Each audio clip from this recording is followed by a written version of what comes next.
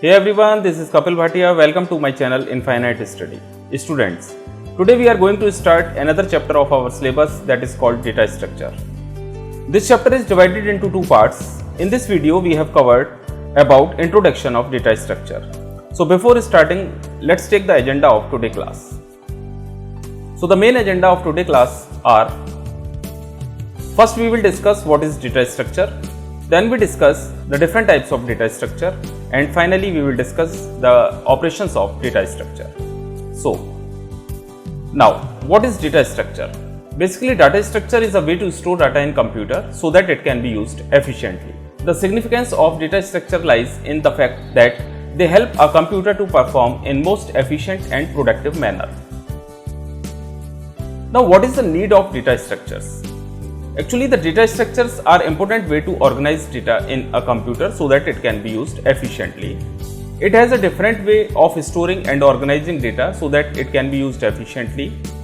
It helps us to understand the relationship of data elements with other. It stores data that may grow and shrink dynamically over a time and allow efficient access. So whenever we insert a data into a list, that means data is grow, and whenever we delete element from list, that means data is shrink. Okay. Now let's discuss the different type of data structures. Actually, in every programming language, data structures are divided into two types. The first is primitive data structure, and second one is non-primitive data structure. The main difference between the primitive and non-primitive data structures are that actually primitive data structure are those data structure which are provided by the language. That means all the data types which are provided by language are called primitive data structure. For example, int, float, string, etc. But if we talk about non-primitive data structure, basically those data structure which is combined or composed with the help of primitive data structures are called non-primitive data structures. Non-primitive data structures are further classified into two categories. The first is linear data structure. In linear data structure, all the elements are stored in a sequence of memory, that means one after other. And the examples of linear data structure are stack, queue, and linked list. In next slide, we will discuss about the stack, queue, and linked list. Okay. And the second type is non-linear data structure. As I told you, in linear data structure, all the elements are stored in a sequence of memory, that means one after other. But in non-linear data structure, elements are stored at different places. And the examples of non-linear data structure are tree and graphs. Now we can say simple or primitive data structure means these data structure are normally built from primitive data type like integer, floats, and characters, etc.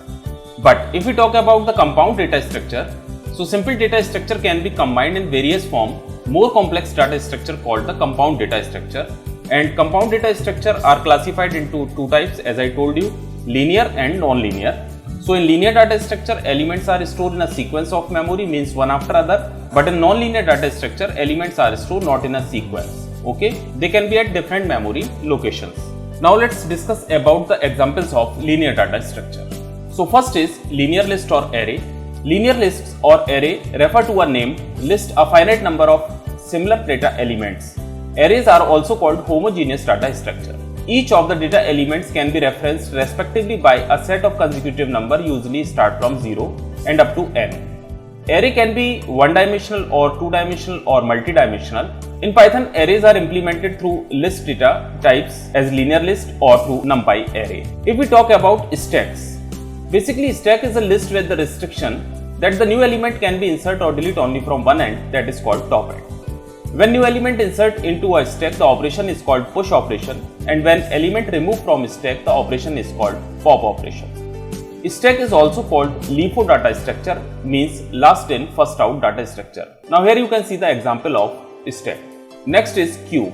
Queue is just like a checkout line on ticket window where new person can enter into a line from rear end and person exit from line from front end. Queue is also called first in first out data structure. So here you can see an example of queue. And next is linked list.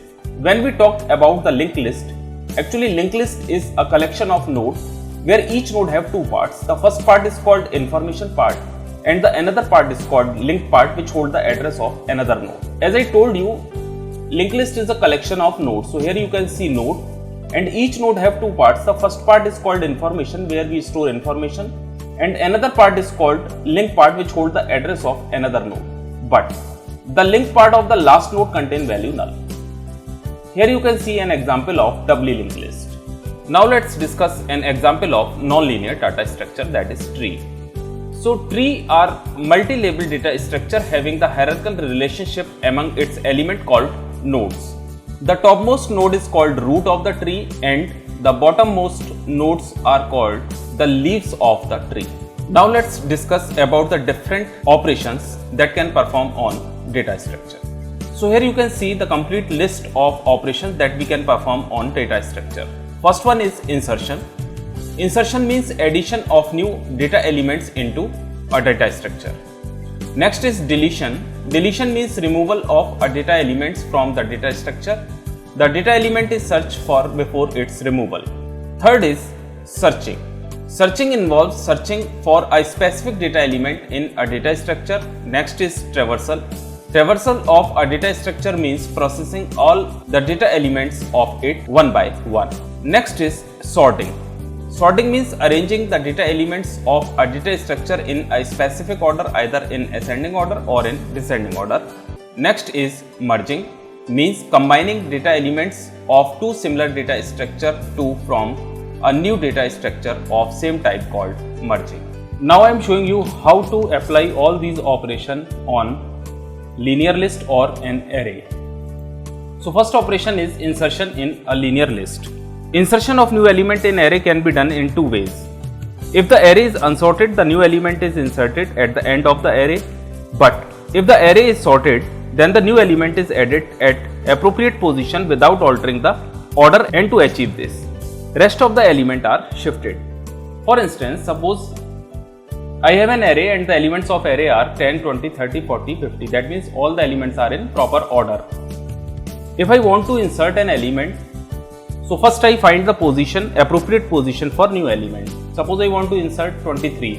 So the appropriate position is 2. That means 23 will be inserted here because index number is always start from 0. So for that, first we create a space in the end of the array for one element. So first we create a empty space. Next we keep shifting the element from the right end till index number or position number 2. So first we shift 50, next we shift 40, next we shift 30 one right, and finally at empty place we just insert the new element. So this is the way we can insert an element into a sorted array. Now let's take a practical session and try to insert an element into a sorted list. To insert an element into a sorted list, first we take a list. Suppose list elements are 10, 20, 30, 40 and 50. Now we take input from user. So item is equal to int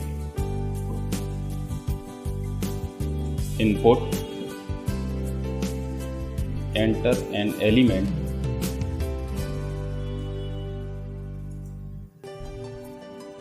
to be inserted. After getting element, now we find the position where to insert this element. So for that I just create a function and my function name is find position. In this function I just pass my list and item as an argument, and here I am defining this function. So for that def find position, function name, argument list, a and item. Now if item is less than a of 0, if the condition is true then position is equal to 0, otherwise position is equal to -1 and now first I find the size of list. So here I am using len function, length of a. Now for I in range size -1.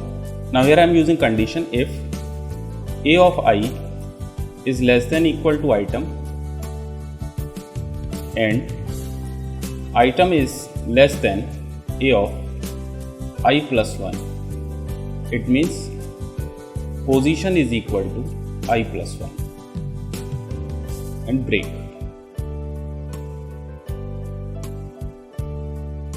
If position is equal to minus 1, it means item must be added at the end of the list. So position is equal to size. Now finally return the value of position. Now after finding the position, next step is create a space. So for that I just write a dot append none, and then after find the size of list. So for that len of a minus 1, okay, and while position is less than size,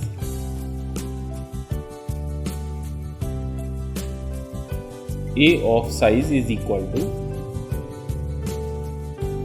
a of size minus 1, and size is equal to size minus 1. Now after shifting, we just insert element at proper position. So for that a of position is equal to, now insert the value of item and print the value of a. Now let's try to run this code. Now here you can see, enter element you want to insert. Let I want to insert 23, so 23 will be inserted here, 10, 20 and 23. Now here you can see, okay, when I run this code and try to input 2, now here you can see output, and if I want to insert 54 here, so you can see the output. Okay, so this is the way you can insert an element into a sorted list. Now I hope you understand that insertion of new element requires the shifting of elements to make room on new elements. Shifting of element is an expensive process and should be avoided if a better algorithm is available. Python makes available a better algorithm called bisect, available in bisect module. So if you want to insert an element by using the bisect module, I just show you an example so that you can better understand. But remember one thing, insort is a function of bisect module to insert an item to a sorted sequence and keeping it sorted. But one thing that you must remember is that the bisect module works on a sequence of arrange in ascending order list only. The bisect module also offers another function bisect that return the appropriate index where the new item can be inserted. So for that, first I import bisect module as B. Here I am using B as shorthand name of bisect, and after getting item from user, here first I find the position. So bisect is a function of bisect module that is used to find the position. So for that b dot bisect, and in this function I just pass list and item. And one more function I am using here, insort function, and here I am passing same argument. Now finally I print the value of a. When I run this code, you will find, suppose I want to insert 23. Now here you can see 23 insert at proper place. If you run this code and if you want to insert 5, now you can see output. And if you want to insert let 55, now you can see the output. But remember one thing, bisect module works on a sequence of arrange in ascending order list only. Okay. Now suppose if the elements are in descending order.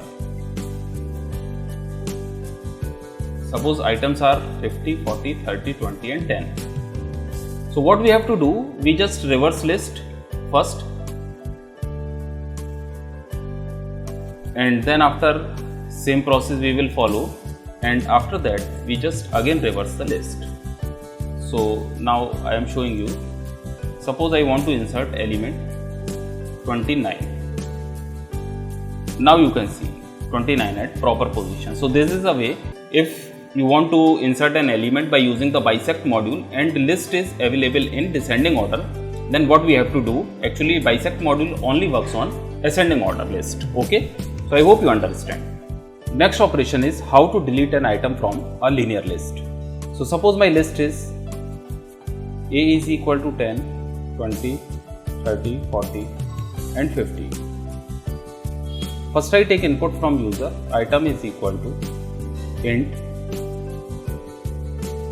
input, enter element you want to remove, and then after we find the position of item. So for that here I am using let find position function. In this function I just pass list and item. Now here I am defining a function. Let my function name is find position. In this function I just pass list and item and try to find out the position of item. In find position function, first I initialize the value of position as -1 and try to find the position of item. So for that here I am using a loop for I in range length of A. If A of I exact equal to item means position is equal to I, and finally here I am using return statement to return the value of position. Okay. So after getting position, first we check if position is equal to -1, it means element not found. So print element not found. If the condition is false,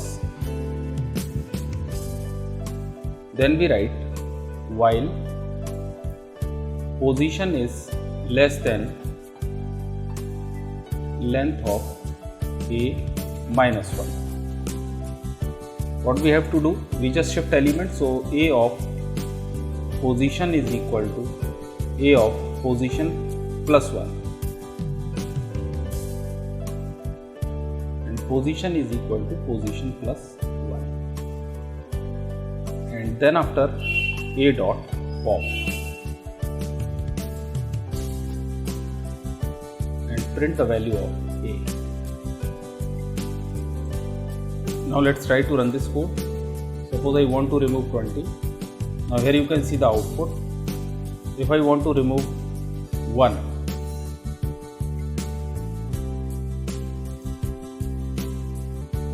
now here you can see message element not found. If I want to remove 50, now you can see the list. So I hope you understand how to remove item from a list. In place of this code, we can also use remove function. So now I am showing you how to use remove function. Suppose list items are 1, 5, 56, 32, 89. Okay. Now first we take input. Item is equal to int input, enter element you want to remove. Now after getting element, we just write a dot remove function and pass the value of item and finally print the value of A. So when I run this code, now suppose I want to remove 32. Now here you can see 32 remove from list. Again I run this code and try to remove value 1. Now 5, 56, 32 and 89. Okay. But if you want to remove such an item that not present in list, it will return an error. Remove X is not in list. So I hope you understand how to remove item from list by using remove method. Okay. Next operation is searching. There are many different searching techniques, but in our syllabus, only 2 searching techniques available, that is linear and binary search. First I discuss linear search. In linear search, each element of the array or list is compared with the given item to be searched for one by one. This method, which traverses the array or linear list, sequentially to locate the given item is called linear search or sequential search. I am showing you how to search an element into a linear list. So suppose my list item are 1, 6, 9, 15, 23, 8. Okay. Now item is equal to int input enter item you want to search.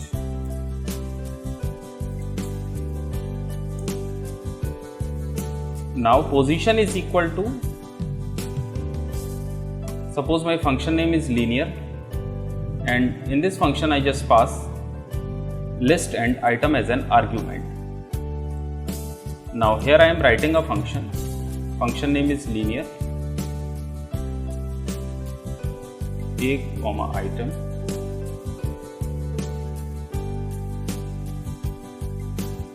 Now here I am using for I in range length of a. If a of I is equal to item, then position is equal to I. Okay. And finally return the value of position. Okay. Now here I am using position is equal to -1 so that if item is not available in the list, so we can get a message. Now first we check if the value of position is exactly equal to -1, it means element not found, else print element found at position +1. So here I am using, first I get a list and take input from user, and with the help of linear function I just find the position of element. If element found, then it will return the position of element. If element not found, it will return the position as -1. Okay. Now let's try to run this code. Now suppose I want to search 15. Now here you can see element found at 4. Suppose if I want to search an element that is not present in list, suppose I want to search 5. Now here you can see element not found. So I hope you understand how linear search work. Next searching technique is binary search. Actually binary search is a popular search technique. Search the given item in minimum possible comparison. The binary search requires the array in either ascending or descending order. In binary search, the item is searched for in a smaller segment, nearly half of the previous segment after every stage. For the first stage, the segment contains the entire array. To search for item in assorted array, ascending or descending, the item is compared with the middle element of the segment. In ascending order, if the item is more than the middle element, later part of the segment become new segment to be scanned. If the item is less than the middle element, former part of the segment becomes the new segment to be scanned. The same process is repeated for the new segment until either the item is found or the segment is reduced to a single element. Now I am showing you how to implement binary search in Python. As I told you, in binary search, item must be, or the list item must be in ascending or descending order. So for that I just create a list, and the item of the list are 1, 5, 14, 28, 39, 41, 46. Okay. Now next step is to take input from user. Item is equal to int input enter element you want to search.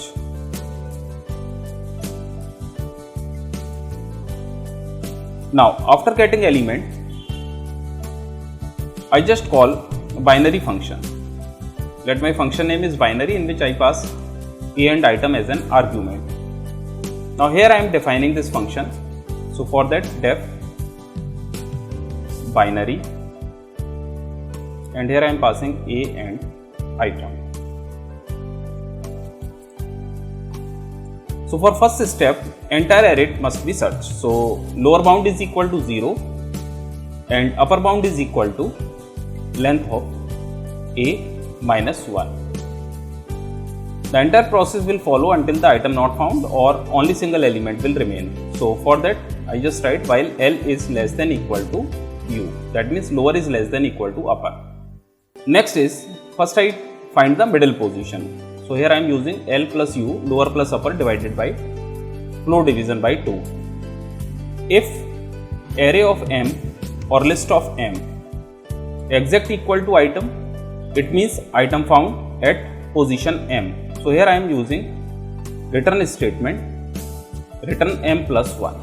Now the next step is elif.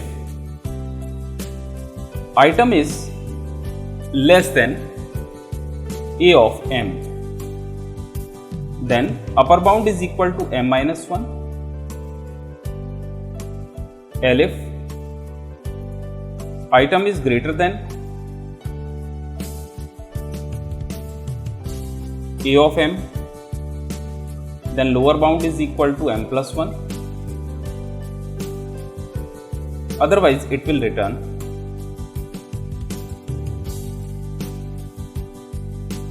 false.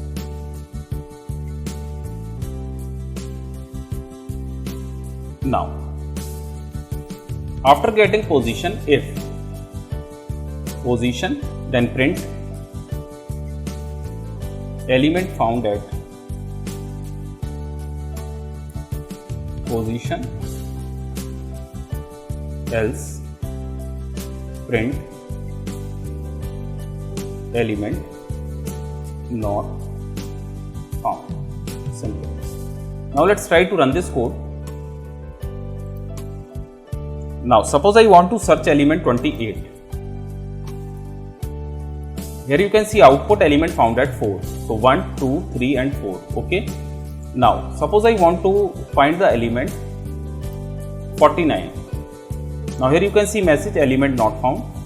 If I want to find the element minus 5, same message element not found. And if I want to find 1, now you can see element found at 1.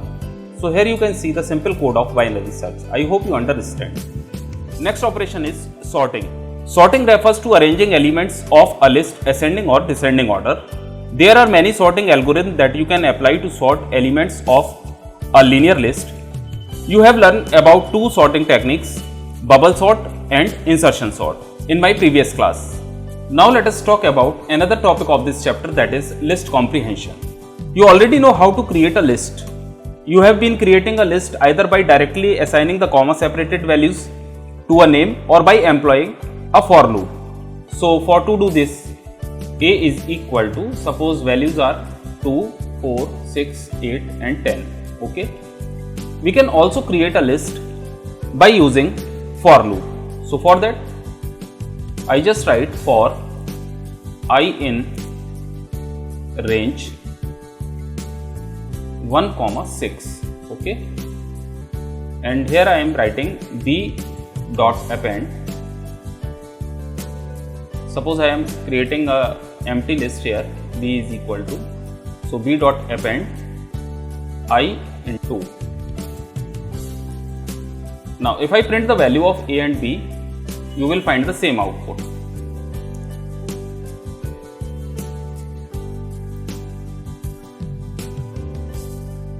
Now here you can see. Okay. So in this way you can create a list. There is another way to creating a list. In fact, a concise way called list comprehension. A list comprehension is a concise description of a list that shorthand the list creating for loop in the form of single statement. Now let us see how it works. So for creating a B list, I just write single statement b is equal to, then square bracket and the value of I into 2, and then after same statement for I in range 1, 6 and square bracket. Okay. Now when I print the value of b, you will find, now let's try to print the value of b. Now here you can see the output. Okay.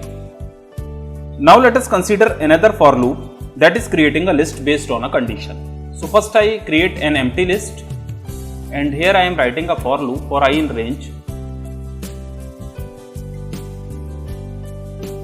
1,11. Now next, if I modulus 2 is not equal to 0, then b dot append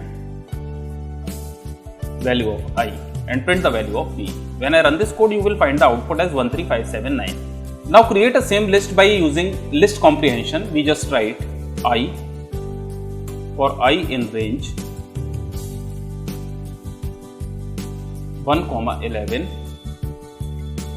if I modulus 2 is not equal to 0. Simple.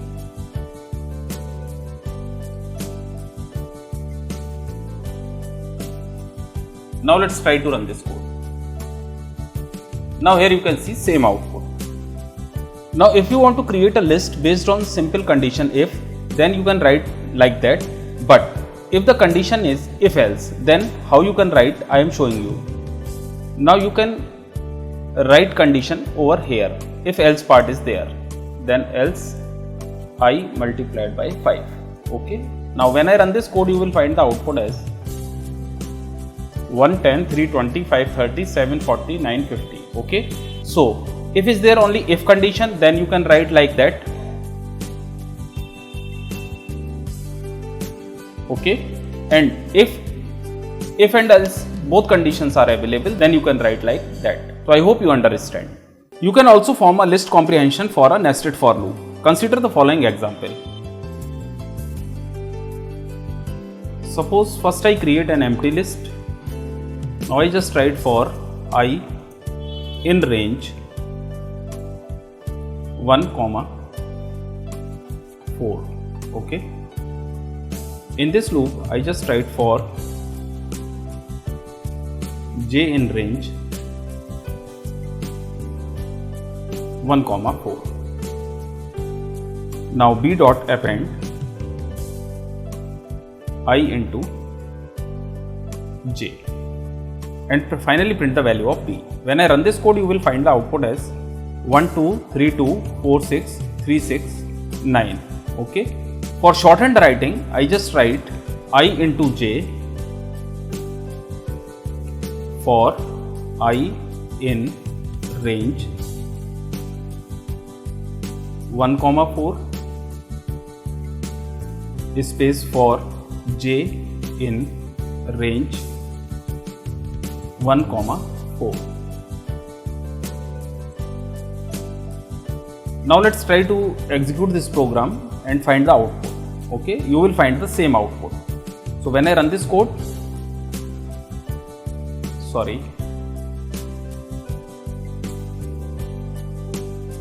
here you can see the same output. Okay, 12324636 So I hope you understand how to create a list using nested loop. Now let us discuss about the nested or two-dimensional list in Python. You know that the lists are objects that can hold the object of any other type as its elements. Since lists are objects themselves, they can also hold other lists as its element. Now I show you how it can be possible. So suppose I create a list A is equal to and element of list are 1, 2, 3. Now I create another list B is equal to and the elements of list are 4, 5, 6 and another I create a list C is equal to 8, 9 and B. When I print the value of A, you will find and value of B and the value of C. When I run this code, you will find the output as 1, 2, 3 A list, 4, 5, 6 B list.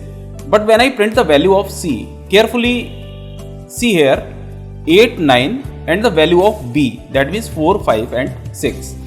Okay. When I print the value of C of 0, you will find the output as 8.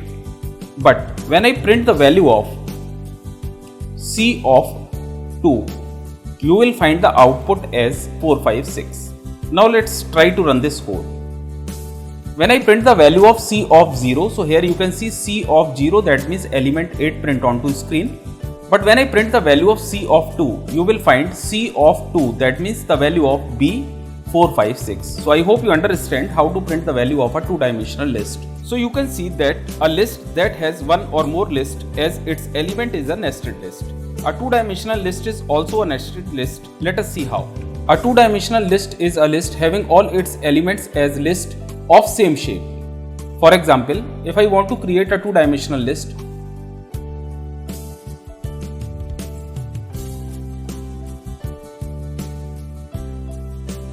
so here I am writing 1, 2, 3, 4, 5, 6 and 7, 8, 9. All the elements are of same shape.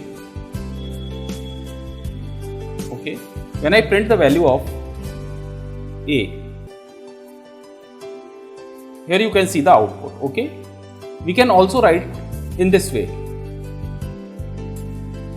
You will find the same output.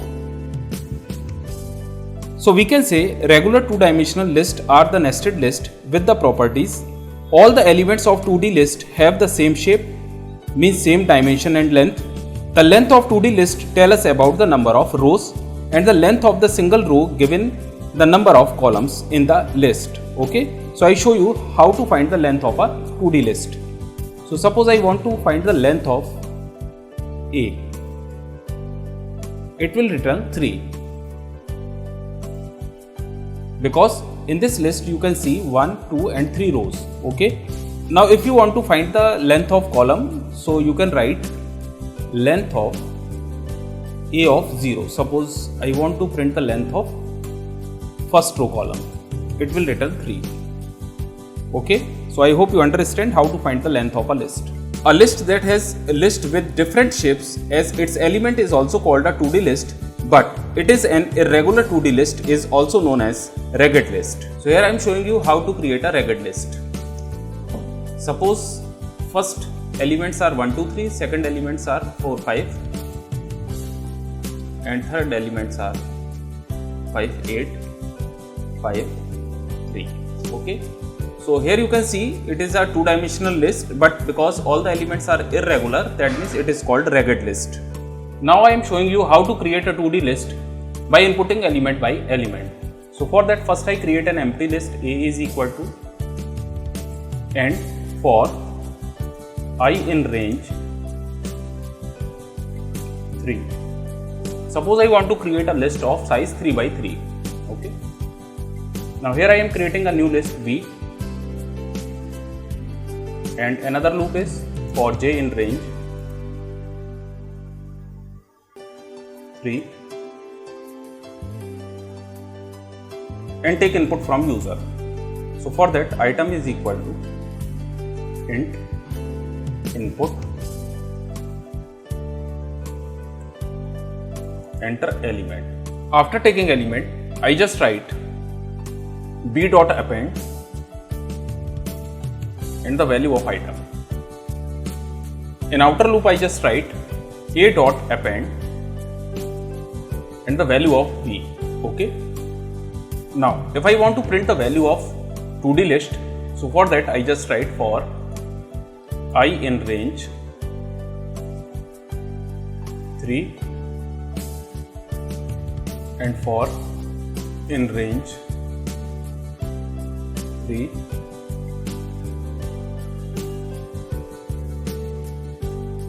and print the value of a of I of j, and end is equal to comma.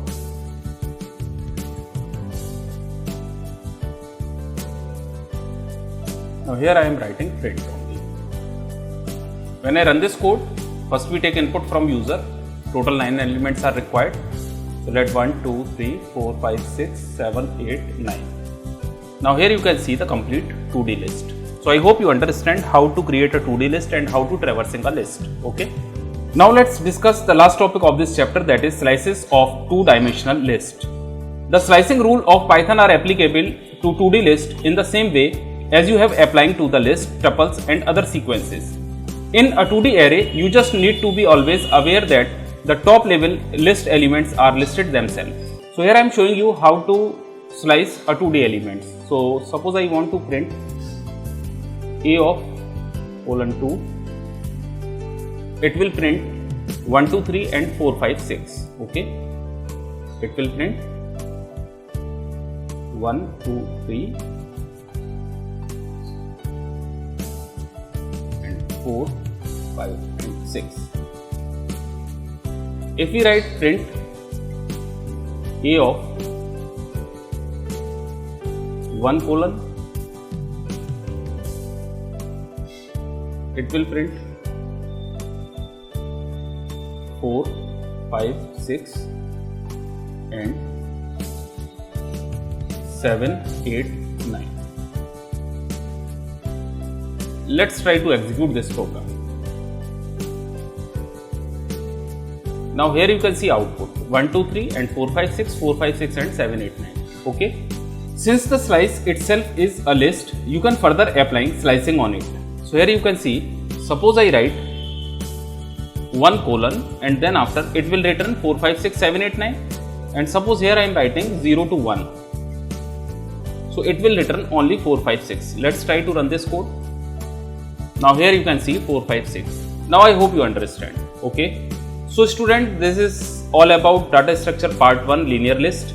I hope you understand all the topics that we have covered in this chapter. If is there any query, let me know. See you in my next class. Till then, take care and thanks for watching this video.